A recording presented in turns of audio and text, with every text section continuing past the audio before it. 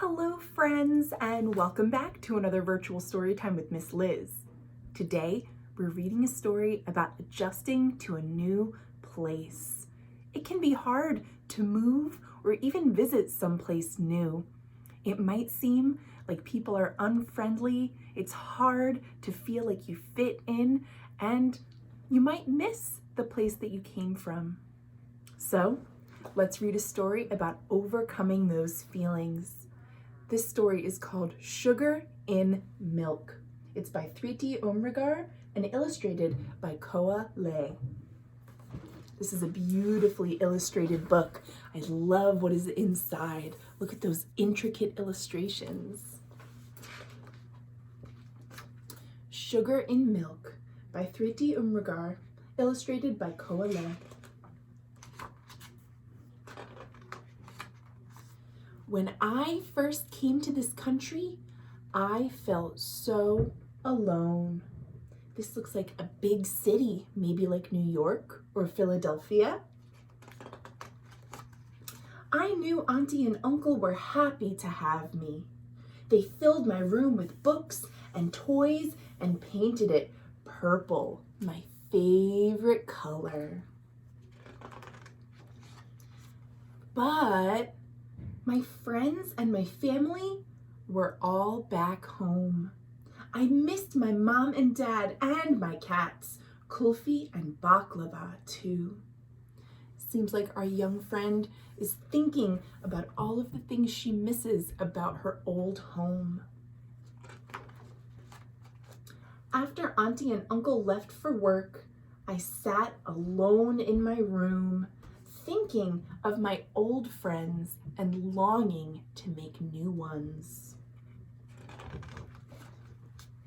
Uncle and Auntie were worried, but didn't know how to help me.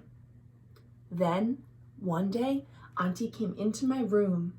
"Let's go for a walk," she said with a smile. And as we walked, Auntie told me a story. There once lived a group of people in the ancient land of Persia who were forced to leave their home and seek refuge elsewhere. Here they are traveling, people with some camels, and they're traveling a great distance to find a new home. "Come, my people," said their leader. "Now that we have to leave the home we love so much, we must find a new land that we can call our own." So they built a few boats and sailed the mighty sea until they arrived at the shores of India and begged to be given shelter. So they traveled over land and over sea, and now they're at a new place and they're hoping it will be their home. But the local king did not want to let them in. "Our land is too crowded," he grumbled, "with no room for others. Besides, these visitors look foreign and speak a strange and different language I do not understand." The king went to the seashore where the ragged travelers stood and ordered them to leave. But they couldn't understand him because he spoke a strange and different language that they did not understand. The king sighed impatiently. He snapped his fingers and ordered his servant to bring him an empty glass. He filled the glass with milk all the way to the very top and silently pointed at it. It was his way of saying, "My apologies to you. I would have loved to help. You look like very fine people, even though you speak a strange and different language I cannot understand. But just as this glass is filled to the brim with no room for more milk, so we are full up in my little crowded kingdom." The travelers had come from afar, and they were tired and hungry and cold, and very sad to be turned away. Could you imagine how they must feel, having come such a long distance and being told that no, there was no room for them? Just then, their leader spoke. He was a small and clever man with an ever-present smile on his lips. "Just a minute, O mighty king," he said. "A moment, sir, of your time." And before the king could speak, the leader dug into his old tattered sack and pulled out a spoonful of sugar.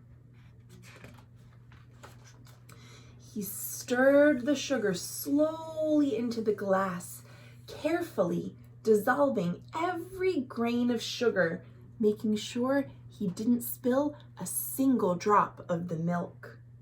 He smiled as he pointed silently to the king's glass. Between two wise people, sometimes words are not necessary. The king understood what the leader meant. "If you let us stay, O mighty king, we will live in peace beside all of you." And just like sugar in milk, we will sweeten your lives with our presence. The king stared at the sweetened milk. His lips twitched. First, he smiled. Then he grinned. And finally, he roared with laughter. The king hugged the group of travelers. "Welcome to your new home," he cried. "May you live with us forever in peace and joy." And even though the strangers didn't follow a word the king said, because he spoke a strange and different language they did not understand, everybody knows what a hug means, and all people speak the language of laughter, so no one had a problem understanding what the other meant. And thus the Persians stayed. India became their new home, and they kept their ancient promise of spreading happiness wherever they went. And after Auntie finished telling me this old story, we walked quietly for a few moments. I looked around me and stopped. And then I took another step into the dazzling light of America. Nothing had changed, and yet everything had changed. I think Auntie was hoping this story would help her niece understand America in a new way and see it in a more positive light. I began to smile at the people we passed, and they returned my smile. Everybody I said hello to said hello back to me. Even the dogs seemed friendlier and wagged their tails faster. I laughed out loud and wondered why I had ever been so sad or so lonely in such a welcoming place. The next day, when I left the house, I asked Auntie for a pack of sugar. I kept it in my pocket to remind me to make things sweeter wherever I wandered. In my new and magical homeland. That, my friends, is the end. I loved this story. It uses an ancient tale to help a modern young person find her place in a strange land. A land that became less strange once she opened up a bit more. Thank you so much for reading with me today. I hope if you are somewhere that has beautiful weather, that you're able to enjoy a little bit of sunshine. And of course, I'll see you tomorrow for more great books. Thanks for watching, everyone.